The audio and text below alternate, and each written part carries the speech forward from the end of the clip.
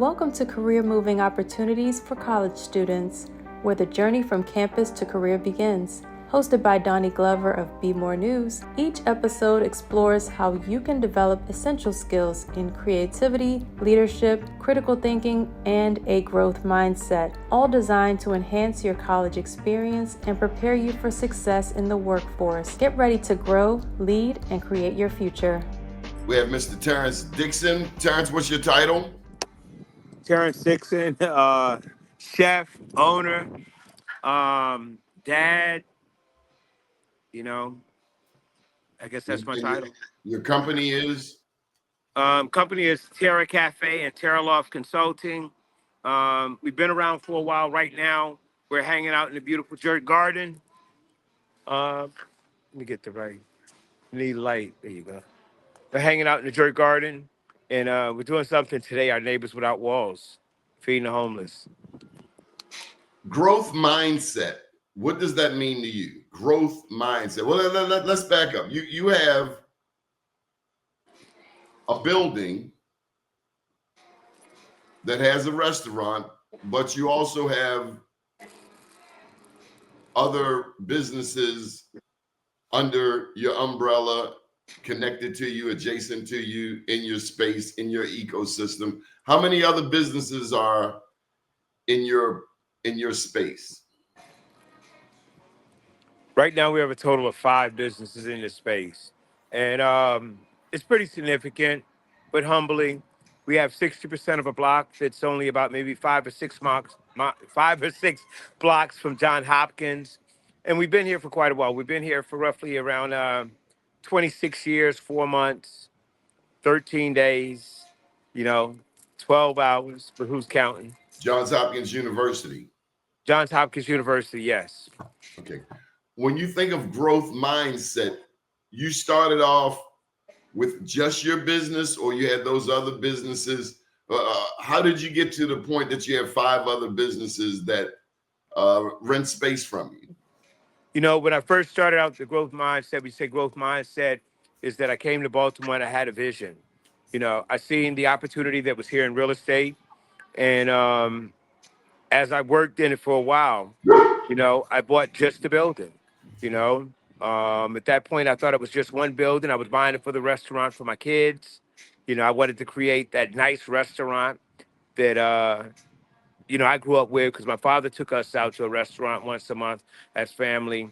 But it was always like either the Chinese restaurant, the Italian restaurant, the Greek restaurant. It was never the Black restaurant. And I learned so much about cultures and other people by eating their food and sitting in their establishment and seeing just the decor and everything else. And when I started taking my kids out, I wanted the same thing. So I started buying one building, and it turned out to be 60% of the block. And at that point, when I bought the building, I had the vision of what I've seen before in New York and Connecticut, where people really kind of like diversified the risks of it, because it wasn't just one. Instead of one, I got 5 businesses that are fighting for the same thing, and that's creating community. So that's how it really all is. That's how it really started. You know, at first I was helping other people that weren't in my building, and then when I got it up to par, then I started helping those people in my building. He's right there. So where did you get a growth mindset from, such that you even had that kind of vision? Were you raised in a family business? Did you grow up seeing Black big people in business? Where did it come from? Were you mentored into it? Yeah, I think all of that, all of what you just said. I was born in Orangeburg, South Carolina. I was born in 1964. Okay. And, Orangeburg, South Carolina is a very unique place when you think about the energies. You have 2 HBCUs there. You have Claflin and South Carolina State. Okay. But And they're also side by side, baby, shoulder to shoulder. But then also, guess what? During that era and time, it was the home of the Klan. In 1968, there was the Orangeburg Massacre, which really should have put South Carolina State on the map. but it happened so close to the time when Martin Luther King was assassinated. Okay, and the Orangeburg massacre reference to when you had state troopers and sheriffs come onto the campus of South Carolina State after some youth had protested less than a few miles away a bowling alley that they wanted access. Okay, and I have stories of that too. The challenges of being in the South at that point, and also it was a sundown town. All right, these things are real. People What's a look at sundown town? after sundown, it was not safe for blacks to be on the street. My grandfather was a soldier of 2 world wars. He carried a shotgun in the back of his truck at times. And in the deep woods of South Carolina, it was mano a mano. It was man against man. I remember the sheriff would come to the house sometime and want to have a conversation with my grandfather about my Uncle Junior, because my Uncle Junior was a returning vet also. But when they returned him, they programmed him to kill and to be senseless. Okay. And when they came back, they didn't deprogram him or unprogram him. They didn't make him right. So, he had challenges. And you're talking about a young man. He went to the military when he was 17, came back when he was about 19, and he spoke fluent Viet Cong. He had a fetish with knives, and we were on a farm, so we had big knives, baby. Not no little steak knife, but big knives. And he would go into a trance, and my grandmother was the only one that could soothe him. But like if he had alcohol, he was off the hook. He was tearing up the town, and the sheriff knew not to touch him. They knew that he belonged to somebody. Some of the things that we've lost in our culture of being proud of who we are and standing up for who we love, we've kind of like lost that a lot. So, Um, so take me back to the growth mindset. the growth mindset is just what I'm talking to you about now, that he owned, okay? And someone didn't tell him what to do. He did what was right. So by him owning a farm, I was growing up on a hog farm. My other grandfather was his own business owner also. He did construction and painting and mechanics, and both my families were big. You're talking about, 6, 7 kids in the family. And that's how it was done back in that day. And everybody worked. If you didn't work, you didn't eat.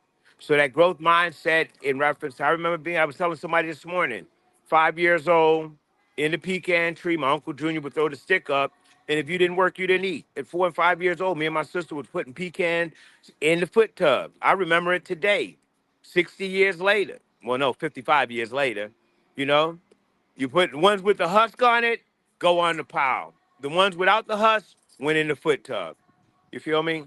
And that's where that growth mindset came in. And Gafford, that's where that came in. You know what I mean? You kill what you kept.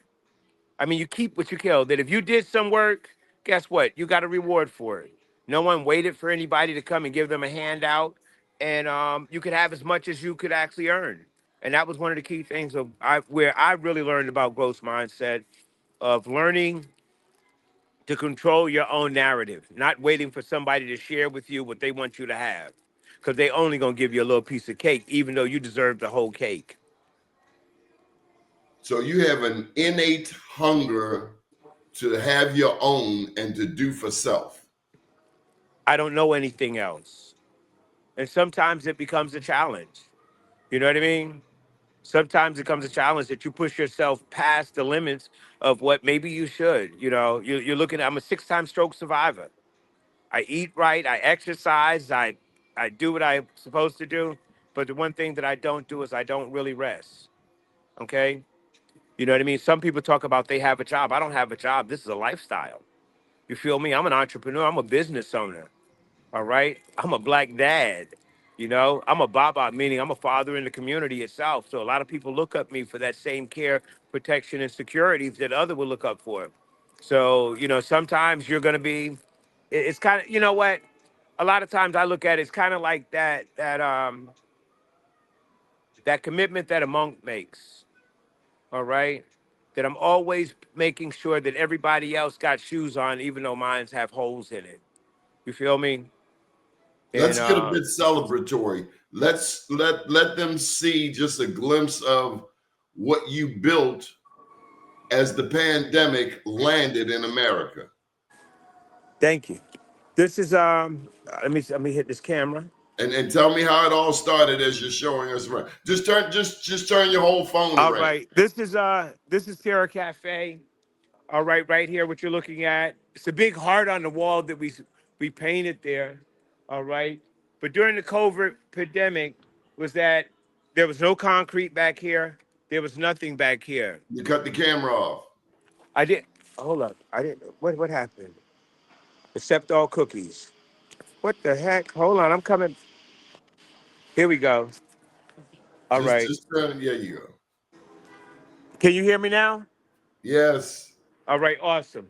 During the pandemic, one of the things that was very shocking to me was that I stood out front of the window of my restaurant, and for about 2 hours or better, I saw military truck after military truck go by. At that point, hi, Chef T. All right. All right now, Mama. Give me some pictures. All right. And You cut the I camera felt off again. what it's moving itself. Oh, I apologize. Here's and this is we do not own the rights to this music. And I felt as though that we had to You be cut the somewhere for. camera off again. And it's doing itself. Okay, just let's just stay there. I'm gonna stay here. All right. Keep talking. All right. As you can see, all right. And I felt as though that guess what? We needed community. At that point in time, just the inert nature, like I shared with you, of being raised in South Carolina, my trust factor for a lot of things is very, very minimal. Okay. I felt as though that as community, we needed a place to be safe. First thing I did was I constructed this back here. I contacted about 20 or 30 people that I knew, and I told them, listen, if this thing gets real crazy, all right, grab all your canned goods, grab your medical stuff, and bring your family. I knew that owning this much of the land, owning this much of a block here and the buildings, I said I know I could handle 20 or 30 families. Okay. I went out and I bought a few 100 pounds of rice, beans, cases of bleach, plywood to board up the place. I definitely dived into my Second Amendment right, and I got me protection, which all black people need to have protection. All people need to have protection today. Black, white, purple, plaid. All right. Um, and I created this space. All right. Didn't have any money. Okay. We were the first, I was the first major article, national article that came out how the PPP was not going to work for black businesses and black people. It was Terence Dickson against Bank of America. And I had other restaurants that got $300,000, almost $400,000. I got $37,000 for keeping 20 people working all of COVID. Okay. But We at least never you didn't go closed. to jail because some people misused that pandemic money and did land up in jail. Yeah, but you know what? That small amount, let's talk about them later. But let's talk about all of these businesses of color that didn't get any funding and it really Did they crushed their apply? business. They applied, but one of the things is just we talked about the structure. The structure of it all that hasn't been shared to us is in reference to credit lines, in reference to good credit, in reference to funding. You know, normally small entrepreneurs and black business, we start out with the same way. It's about three things we have. We have a great idea, okay? We got about $1,500 on cash and a half-ass credit card, and we say, let's go. We don't take the traditional path of saying, I need 6 months of expenses for payroll. I need 6 months of expenses for cost of goods. I need 6 months of expenses for my insurance. You know, we never have that opportunity. And that's what really happened during COVID, that it really showed that just how disconnected the financial institution was to our businesses. For us to put hundreds of thousands of dollars in that account every year and for them not to reach out to us and say, how can we help you grow? It's a problem, you know? And So that's where a part of a growth mindset is understanding the terrain. exactly. And that's when Terraloff Consulting was created. At that point in time, we decided that guess what? We're not running down, we're not going by ourselves because of that old African proverb, you can go fast by yourself. We didn't want to go fast. We wanted to go far. So what we did at that point in time, we started actually sharing with other businesses and being that voice that, listen, this is not working, okay? And not saying that it's not working today, that this was a slow pill of death, that if we did not secure these businesses now, a year to two after COVID is over, what you're going to see is you're going to see generational businesses just collapse. And Mm. that's what happened because out of sight, out of mind.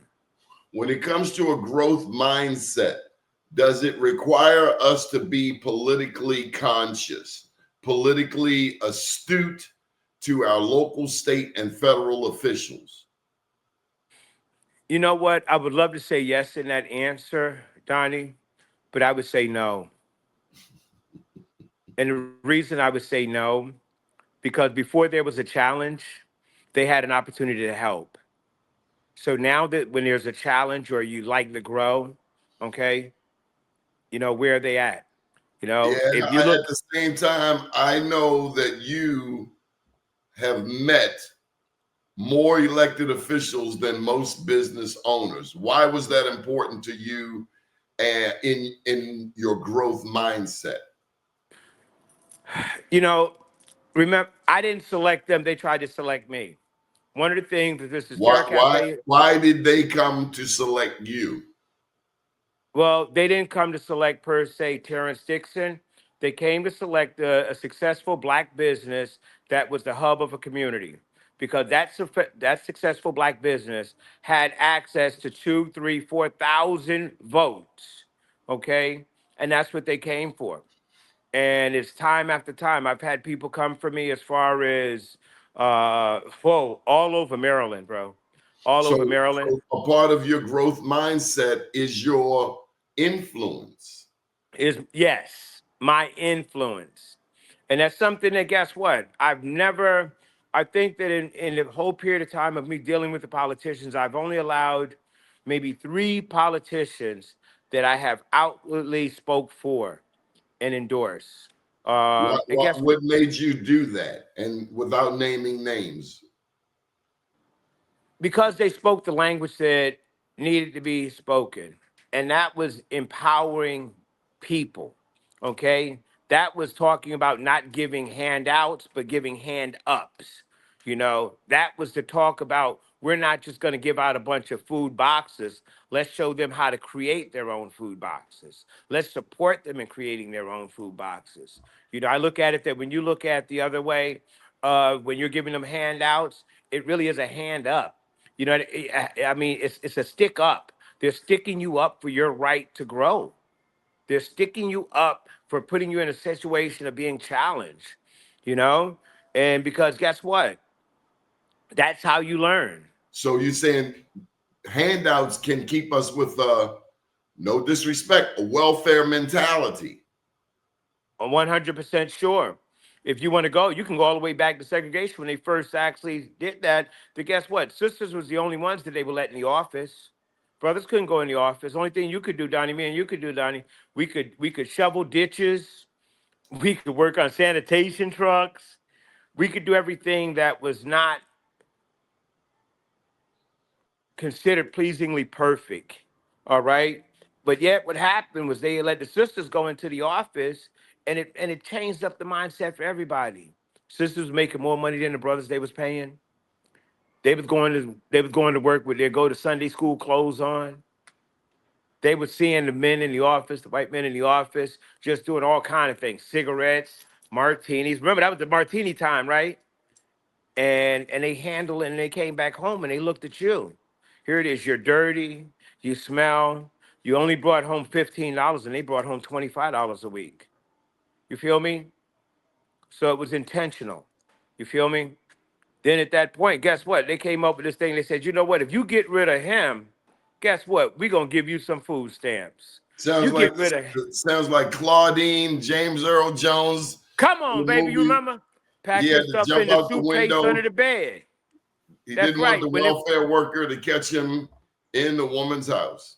Come on, you already know. You grabbing yourself, trying to climb out the window. You know what I mean? You're trying to make it cut free. Because And if he gets caught in there, her check gets cut off. gone, gone. So it was my analogy of the reverse of slavery from the South, the difference between the South and the North. Okay, all right. To me, that was that Northern slavery. All right.